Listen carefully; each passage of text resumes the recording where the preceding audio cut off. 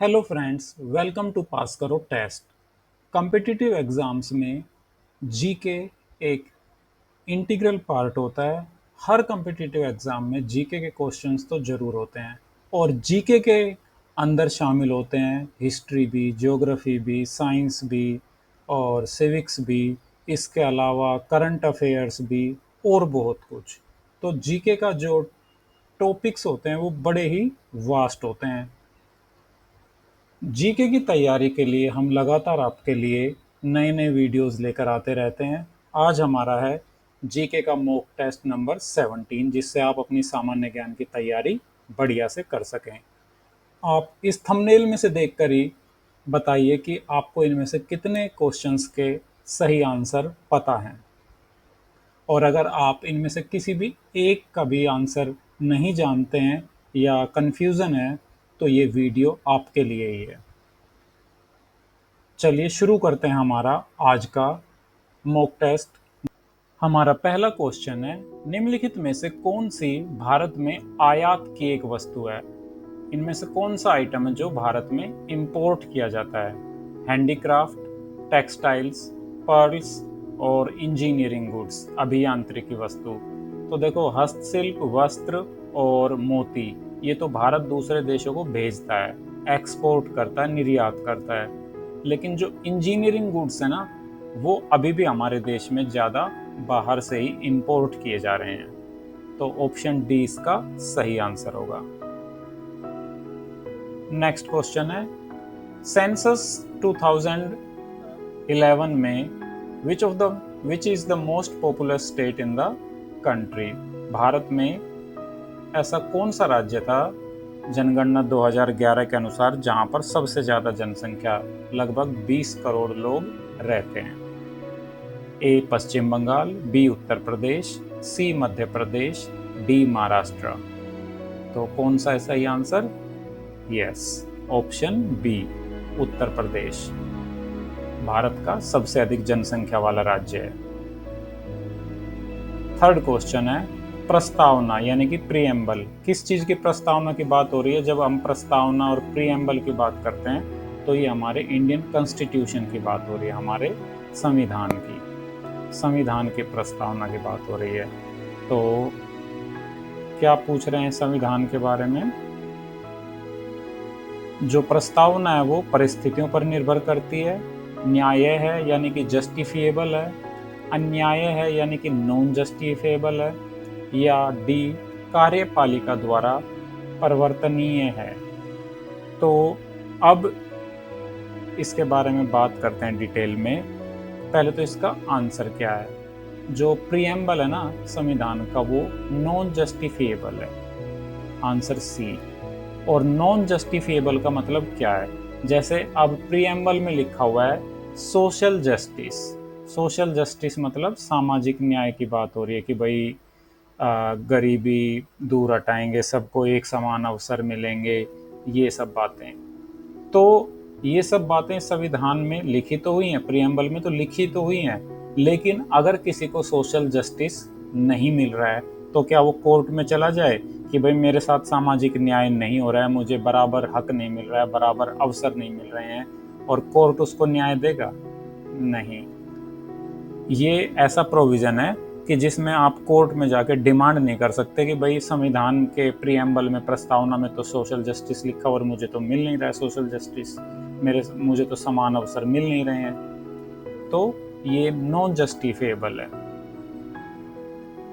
चलिए अब next question है, organisation of petroleum exporting countries यानी कि ओपेक, ओपेक का मुख्यालय कहाँ है? और आजकल तो ये ओपेक वैसे भी बहुत चर्चा में है, क्योंकि पेट्रोलियम के जो क्रूड ऑयल जो होता है उसकी कीमतों के निर्धारण में इसका बहुत बड़ा रोल होता है। अगर ये क्रूड ऑयल का प्रोडक्शन बढ़ा दें तो कीमतें नीचे आने पर निर्भर रहती हैं, नीचे आने की उनमें टेंडेंसी होती है। अगर ये प्रोडक्शन घटा दें तो क्रूड ऑयल की कीमतें ऊपर चलने लगती हैं। तो इसका कहाँ पर है, हेड ऑफिस कहाँ पर है इसका? वियना, कुवैत सिटी, बगदाद या जिनेवा? जी, इसका सही आंसर है ऑप्शन ए, वियना। और वियना कहाँ है? ऑस्ट्रिया में है। फिफ्थ क्वेश्चन है, निम्नलिखित में से कौन सा उत्पादन के उत्पादित साधन के रूप में माना जाता है? Produced means of production. अब ये क्वेश्चन आ गया है इकोनॉमिक्स का। और प्रोड्यूस्ड मीन्स ऑफ प्रोडक्शन यानी कि जो प्रोडक्शन के काम आता है, प्रोडक्शन का एक औजार है, जरिया है, और वो खुद ही प्रोड्यूस्ड है, तो वो इनमें से कौन सा है? संगठन, पूंजी यानी कैपिटल, लैंड यानी भूमि, लेबर यानी श्रम। तो इनमें से कौन सी चीज है जो प्रोड्यूस्ड ऑलरेडी?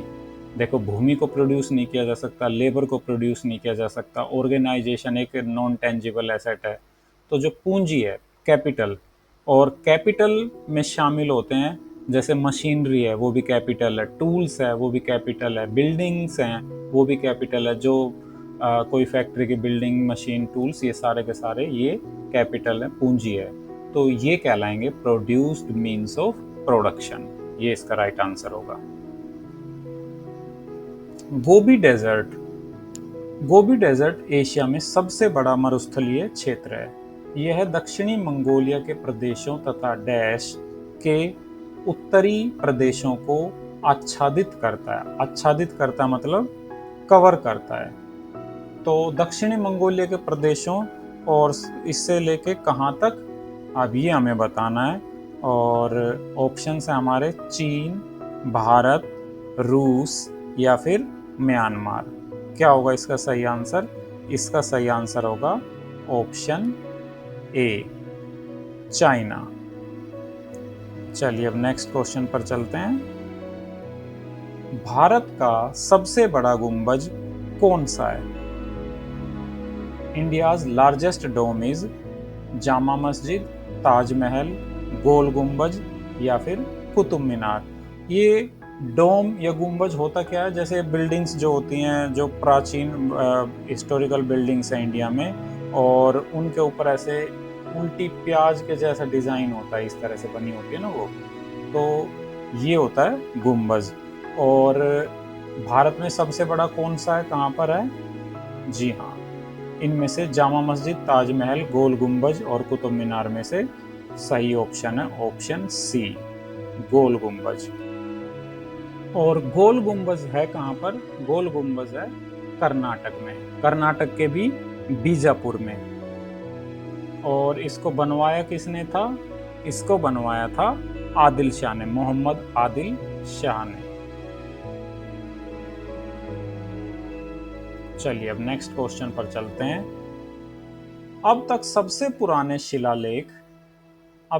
पुराने शिलालेख जिनकी गूढ़ लिपि मतलब जो उस पर इंस्क्रिप्शंस लिखी रहती हैं, तो जिनको समझा जा चुका है, वो किससे संबंधित है? The oldest deciphered inscriptions found are so far are related to Kushan period, Harappan period, civilisation, Rigvedic period या मौर्यन पीरियड, मौर्य काल से। और इसका सही उत्तर क्या है? इसका सही उत्तर है ऑप्शन डी, मौर्य काल या मौर्यन पीरियड से। जो ओल्डेस्ट डेसिफर्ड इंस्क्रिप्शंस इंडिया में वो एम्परर अशोक द ग्रेट के समय की, मौर्यन पीरियड की, 3rd सेंचुरी BCE की। और उनकी स्क्रिप्ट कौन सी है? उनकी जो लिपि है वो है ब्राह्मी लिपि, ब्राह्मी स्क्रिप्ट है उनकी। चलिए अब नेक्स्ट है, राष्ट्रीय ऊर्जा संरक्षण दिवस, नेशनल एनर्जी कंजर्वेशन डे, ये कब मनाया जाता है? ऑप्शन ए 24 नवंबर, ऑप्शन बी 24 दिसंबर, ऑप्शन सी 14 नवंबर और ऑप्शन डी है 14 दिसंबर। इनमें से देखो ऑप्शन सी 14 नवंबर, 14 नवंबर को आपको याद आ रहा है क्या मनाया जाता है? यस, ऑप्शन सी तो इसका आंसर हो नहीं सकता, बाल दिवस, इस दिन तो बाल दिवस मनाया जाता है। तो फिर इसका सही आंसर क्या होगा? इसका सही आंसर है ऑप्शन डी, 14 दिसंबर को। चलिए नेक्स्ट क्वेश्चन है, पर्वतों का सामान्य बस्ती प्रकार है, कॉमन सेटलमेंट पैटर्न, जो बस्ती प्रकार मतलब सेटलमेंट पैटर्न, वो कौन सा है? एक है रैखिक गुच्छेदार यानी कि लीनियर क्लस्टर्ड, दूसरा है बिखरा हुआ या डिस्पर्स्ड, तीसरा है अर्ध गुच्छेदार और चौथा है संकुलित यानी एक जगह सिमटा हुआ कॉम्पैक्ट। तो इसका सही आंसर क्या होगा? इसका सही आंसर है ऑप्शन बी डिस्पर्स्ड। और इसका क्या मतलब है कि जो माउंटेन रीजन्स जो होते हैं ना, उसमें जो सेटलमेंट्स होती हैं वो अक्सर डिस्पर्ड होती हैं, स्कैटर्ड होती हैं। क्यों? क्योंकि एक तो टेरेन जो होता है, चाहे वो वहाँ का इलाका जो बहुत चैलेंजिंग होता है, फ्लैट लैंड यानी समतल जमीन की कमी होती है, तो वहाँ पर जो बस्तियाँ जहाँ पर थोड़ा बहुत रिसोर्सेज मिल रहे हैं, ज़मीन जहाँ पर उपजाऊ मतलब फ्लैट हो, जहाँ पर खेती हो सके, तो वो बिल्कुल ऐसे लगातार एक जगह नहीं मिलते हैं, थोड़ी सी यहाँ मिली थोड़ी सी वहाँ मिली। तो वहाँ पर जो सामान्य पर्वतों का जो बस्ती प्रकार होता है, जो सेटलमेंट पैटर्न होता है, वो ऐसा होता है कि बिखरा हुआ। नेक्स्ट क्वेश्चन है एनी बेसेंट। एनी बेसेंट का संबंध किससे है? ए गदर पार्टी, बी आर्य समाज, सी प्रार्थना समाज या डी थियोसोफिकल सोसाइटी। तो पहले तो एनी बेसेंट थी कौन? ये अपने समय की एक बहुत ही प्रसिद्ध और प्रोमिनेंट ब्रिटिश सोशलिस्ट थी।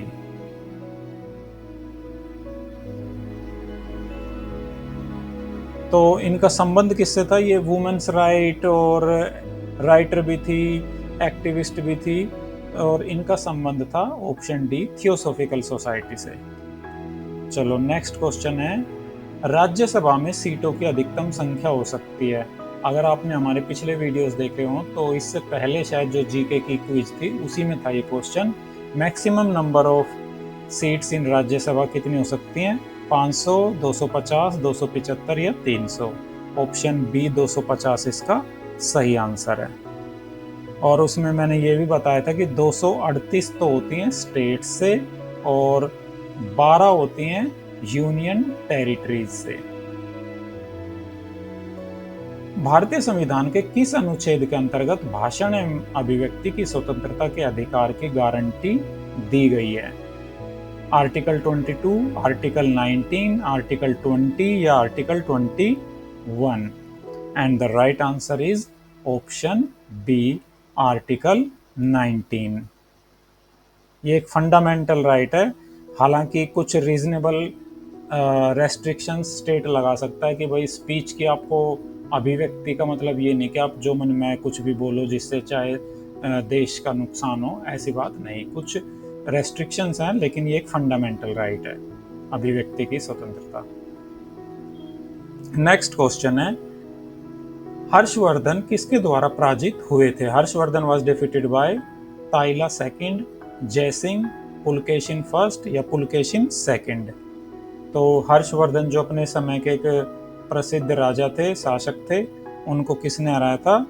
Option D Pulakeshin second. North India के थे हर्षवर्धन और चालुक्य थे पुलकेशिन, चालुक्य राजा, और इन्होंने इनको लगभग 618 से 619 सीई में कहां पर? नर्मदा नदी के किनारे पर हराया था। नेक्स्ट है इंग्लिश ईस्ट इंडिया कंपनी को किस वर्ष समाप्त कर दिया गया था? 1860 में, 1857 में, 1856 में या 1858 में? ईस्ट इंडिया कंपनी जो भारत में आई तो थी व्यापार के लिए, लेकिन उसने भारत पर ही कब्जा जमा लिया था। तो इसको समाप्त किया गया था ऑप्शन डी 1858 में। जो 1857 की क्रांति हुई थी उसके बाद उसके फलस्वरूप ईस्ट इंडिया कंपनी को समाप्त कर दिया गया था और डायरेक्ट ब्रिटिश राज शुरू हो गया था। नेक्स्ट क्वेश्चन है मैरियाना ट्रेंच महासागर में स्थित सबसे गहरा ट्रेंच है। यहाँ पर ब्लैंक आना चाहिए। The Mariana trench is the deepest trench located in the dash ocean. कौन से महासागर में है मैरियाना ट्रेंच? आर्कटिक, प्रशांत, अटलांटिक या हिंद? तो ये मैरियाना ट्रेंच है ऑप्शन बी प्रशांत महासागर में, पैसिफिक ओशन में। ये डीपेस्ट ओशियनिक ट्रेंच है पृथ्वी पर। 17th question, which of the following is an anti diuretic hormone? निम्नलिखित में से कौन सा एंटी डायरेटिक हार्मोन है? एंटी डायरेटिक मतलब जिनका काम होता है कि शरीर में वाटर बैलेंस बना के रखना।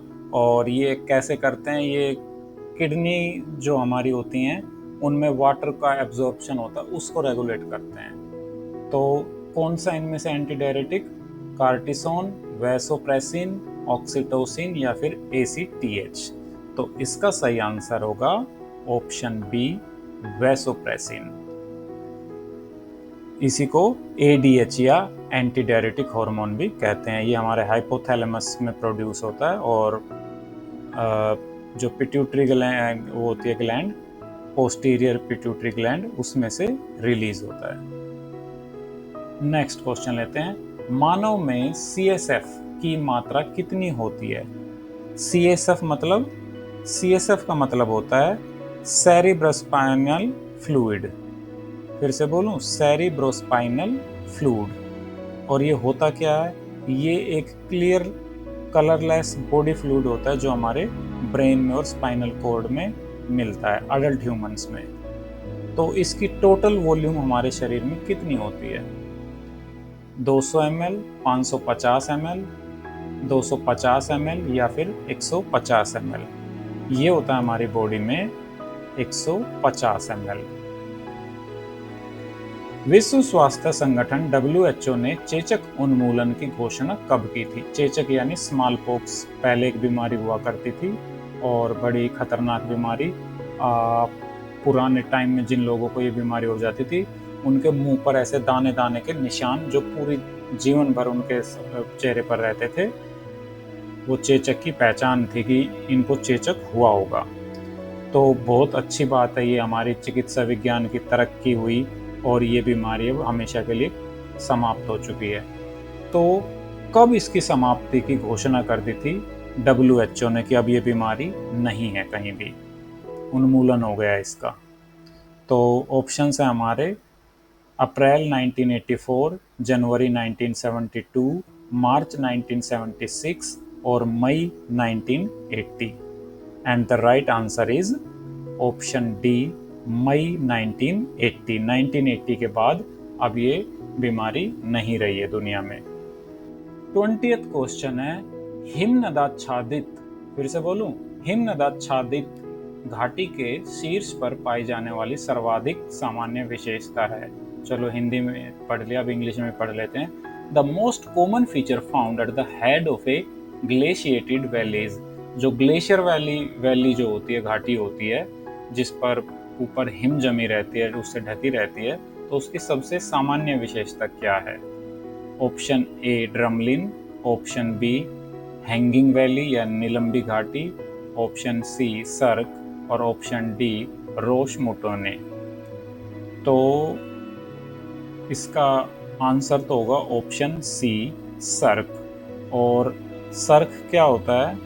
ये ऐसी कटोरी जैसी शेप होती है और जिसकी चारों तरफ की साइडें जो होती हैं बिल्कुल स्टीप होती हैं। और ये जो ग्लेशियर वाली वैली होती है ना, ग्लेशियर जो वैली होती है उसके हेड पर होती है। और ये बनती कैसे है? जो ग्लेशियल इरोजन की वजह से बनती है। तो ये है ऑप्शन सी, सर्क इसका सही उत्तर। नेक्स्ट है 21, निम्नलिखित में से किसको ब्लैक गोल्ड भी कहा जाता है? हीरा, अभ्रक या माइका, ग्रेनाइट या कोयला? तो ऊपर वाला क्वेश्चन थोड़ा मुश्किल था, नीचे वाला आसान मिल गया। सही उत्तर क्या है? यस, राइट, ऑप्शन डी, कोल। निम्नलिखित में से कौन से भारतीय राज्य में प्रातःकाल में सूर्य की किरणें सबसे पहले पड़ती हैं? A Arunachal Pradesh, B Tripura, C Meghalaya, D Sikkim. And the right answer is option A, Arunachal Pradesh. इसका नाम का अर्थ ही है कि ये अरुण का प्रदेश है और लैंड ऑफ द डाउनलिट माउंटेन्स। यहाँ पर सबसे पहले भारत में सनराइज होता है। 23, निम्नलिखित में से कौन सी युक्ति विद्युत ऊर्जा को यांत्रिक ऊर्जा में परिवर्तित कर देती है?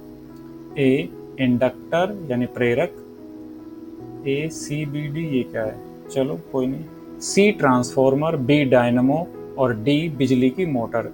तो बिजली की मोटर जो है वो बिजली की ऊर्जा को चीज़ों को घुमाने फिराने में उसमें इस्तेमाल करती है, बदल देती है बिजली ऊर्जा को यांत्रिक ऊर्जा में। तो ऑप्शन डी ये इसका सही उत्तर होगा। डायनमो जो होता है वो अगर हम उसको यांत्रिक ऊर्जा दें, जैसे आपने देखा होगा साइकिल्स में, बच्चों की साइकिल्स में लगा रहता है, जब पेडल घुमाते हैं तो उससे बिजली बनती है, तो वो होता है कि जिससे मैकेनिकल एनर्जी जो है वो इलेक्ट्रिकल एनर्जी में बदल जाती है। चलो अब है 24th क्वेश्चन। डोरी से बंधे हुए एक पत्थर को तेजी से वृत्त में घुमाया जाता है, घुमाते समय अचानक डोरी टूट जाती है, तो क्या जाके किसी को पत्थर लगता है? लेकिन ये ऑप्शन में नहीं है। ऑप्शन में है पत्थर की गति उसके वेग पर निर्भर करती है, पत्थर स्पर्श रेखा के कट उड़ जाता है यानी स्टोन फ्लाइज ऑफ टेंजेंशियली, पत्थर भीतर की ओर त्रिज्यत गति करता है यानी कि अंदर की तरफ रेडियली इनवर्ड घूमता है, पत्थर बाहर की ओर त्रिज्यत गति करता है यानी कि स्टोन मूव्स रेडियली आउटवर्ड्स। तो इसका जो सही आंसर होगा वो होगा ऑप्शन बी, पत्थर स्पर्श रेखित उड़ जाता है, फ्लाइज ऑफ टेंजेंशियली, यानी कि टेंजेंट बनता है ना ऐसे, उसमें वो भाग जाता है, उड़ जाता है। किस भारतीय संस्थान ने सबसे पहले सुपर कंप्यूटर विकसित किया था? सीडैक, इन्फोसिस, टीसीएस और Wipro. And the right answer is, इनमें से किसने किया था सबसे पहले super computer? Option A, CDAC ने। और सीडैक की फुल फॉर्म क्या है? सीडैक की फुल फॉर्म भी एग्जाम्स में आ सकती है, centre for development of advanced computing या कंप्यूटर या कंप्यूटिंग है सीडैक। नेक्स्ट है वेबसाइट क्या होती है? A home page, B space on the web, C a web page और D a location where you can find related web pages. तो इसका आंसर क्या होगा? ऑप्शन डी होगा, एक ऐसा स्थान जहां आप संबंधित वेब पेजों को प्राप्त कर सकते हैं। वेबसाइट क्या होगी कि जहां पर काफ़ी सारे वेब पेज में हो गए कि इमेजेस हैं या वीडियोस हैं या दूसरे डिजिटल एसेट्स हैं, तो वो जहाँ इकट्ठे होंगे उसको कहा जाएगा वेबसाइट। और जैसे हम किसी वेबसाइट पे जाते हैं सबसे पहले उसका होम पेज होता है, फिर वहाँ पर अलग अलग लिंक्स होते हैं, उन पर क्लिक करते हैं तो और दूसरे रिसोर्सेज पर हम पहुँच जाते हैं। 27 किस वर्ष में प्रोजेक्ट टाइगर आरंभ किया गया था? प्रोजेक्ट टाइगर किस लिए किया गया था? टाइगर्स की पॉपुलेशन को बचाने के लिए, बढ़ाने के लिए। तो किस वर्ष में हुआ था? 2013-14, 1973-74, 83-84 या 2004-05 में। और इसका सही उत्तर है ऑप्शन बी, 1973-74 में इसको किया गया था शुरू। भारत में किस वर्ष पर्यावरण संरक्षण अधिनियम पारित किया गया था? इन्वायरमेंटल प्रोटेक्शन एक्ट भारत में कब पास हुआ था? 2014 में, 1996 में, 1986 में या 2004 में?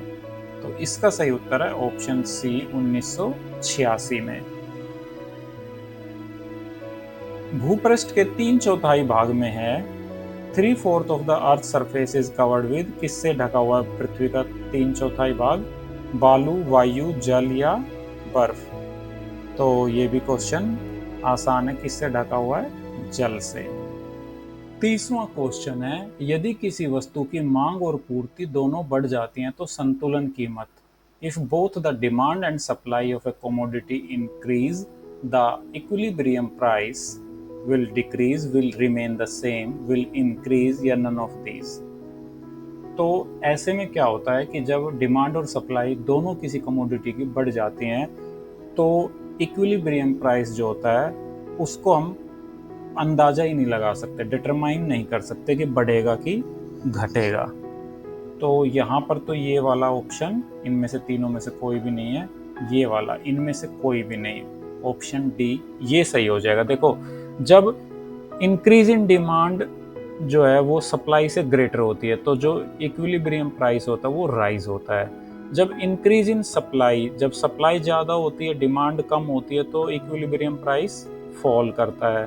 और जब दोनों सेम है डिमांड और सप्लाई तो वो इक्विलिब्रियम प्राइस वो भी सेम रहता है। लेकिन जब दोनों बढ़ रहे हैं तो पता नहीं अब क्या होगा, प्राइस बढ़ेगा या घटेगा, तो कैन नॉट बी डिटरमाइंड, इनडेटरमिनेट होता है।